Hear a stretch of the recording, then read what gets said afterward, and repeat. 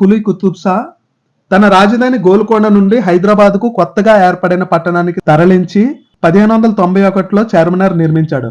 Archaeological survey of India నిర్మాణం ప్రస్తుతం ముఖ్య పట్టణం. దాని రికార్డులో ప్రస్తావించిన ప్రకారం చార్మినార్ నిర్మాణం కోసం ఉద్దేశానికి సంబంధించి వివిధ సిద్ధాంతాలు ఉన్నాయి. అయితే ఈ నగరం కేంద్రంగా చార్మినార్ నిర్మింపబడింది. కలారా నిర్మూలనను పురస్కరించుకొని నిర్మించినట్లు తెలుస్తుంది. ఒక ప్రాణాంతకమైన వ్యాధి కలారా ఆ సమయంలో విస్తృతంగా వ్యాపించింది.